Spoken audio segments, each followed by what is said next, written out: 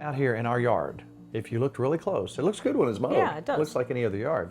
But there's clover, and there's broadleaf, and there's all kinds of things that most people want to get out of there. Right. We like it. Broadleaf is a wonderful medicinal plant.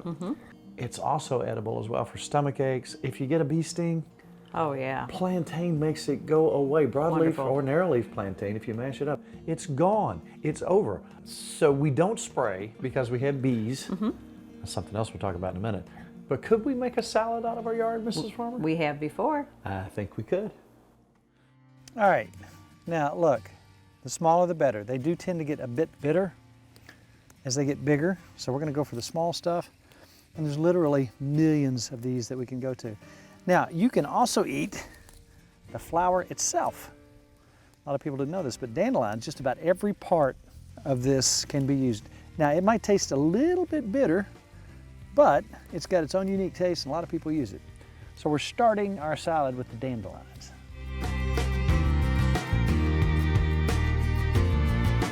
Now we know how these taste. They're absolutely wonderful and plentiful. They're everywhere.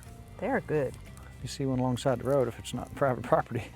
Knock yourself out. They really, really taste nutty Remember she said it doesn't hurt the tree. and sweet. Nope. Pulling them off. So we got a lot more to go. What are we looking for today? Did you know that you can eat violet leaves and violet flowers? And you talk about fiber, you talk about the fact you talk about organic. I mean, this is right here on a farm. We're getting started. Want these two? Yeah. You can't get enough of those in there. And they're pretty color. All right, as we look around, now these are everywhere, but the casual observer may say, well, there's just a tuft of grass.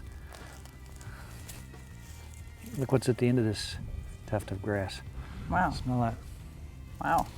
As you see, these are little baby wild onions. Now, a little dab will do you. So what we're gonna do is we're gonna take these, we're just gonna use the green parts on this, like you would use, that's gonna go on the side. Okay. And if you're going to your square dance and you can be around a bunch of people, you don't want to eat too much of those. Okay. I'm not square dancing. All right, don't square dance. Now we got violets here. There's a violet leaf, little heart-shaped leaf.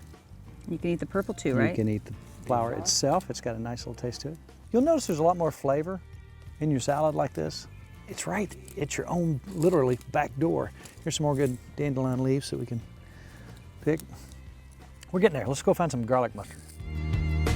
Look at this right here. It comes out with a little white flower. Some people eat the stalks. The stalks to me are kind of bitter. It's just the leaves. Just the leaves, and we can get as much of this as we want. Taste that. Tell me what you think. Smash it up. Oh, wow.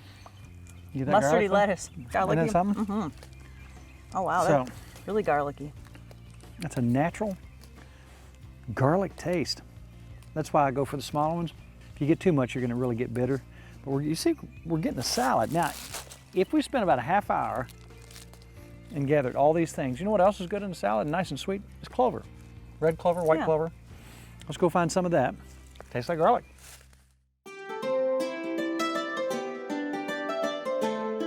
So, we walk around the yard and we have a salad. Look at that. It's pretty too. Look at the It colors. is pretty.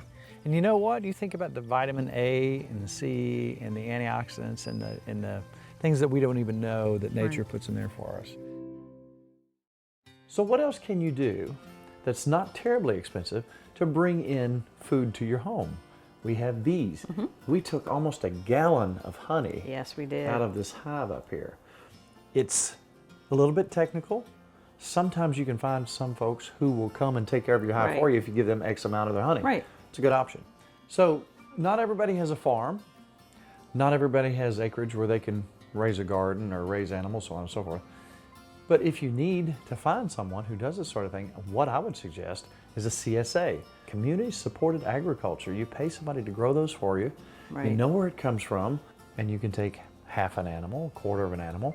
You know how it's raised, you know where it came from. If you want pasture raised, those are available.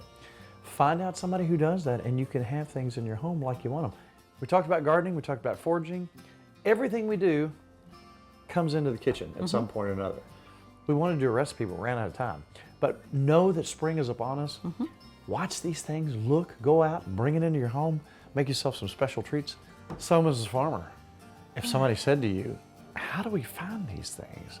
They said, Mrs. Farmer, how do we find these recipes and stuff? What would you say? TimFarmersCountryKitchen.com. I've been there before. I know you have. And if they came up to you like 10 minutes later and said, Mrs. Farmer, I heard you had a Facebook page, but it's really hard to get on. You'd say, Hit like. wow. Yeah, that's what you do. fairly uncomplicated. But we're having a lot of fun. Spring is upon us. We'll keep you updated on the lambs. I'm thinking about chickens again, even though they make a mess out here. That's right. They're all yours. Chickens are all Timmy's. But that being said, our half hour is up. It's all about Good times good friends. and really good eats. We'll see you next week on a brand new Tim Farmer's Country Kitchen.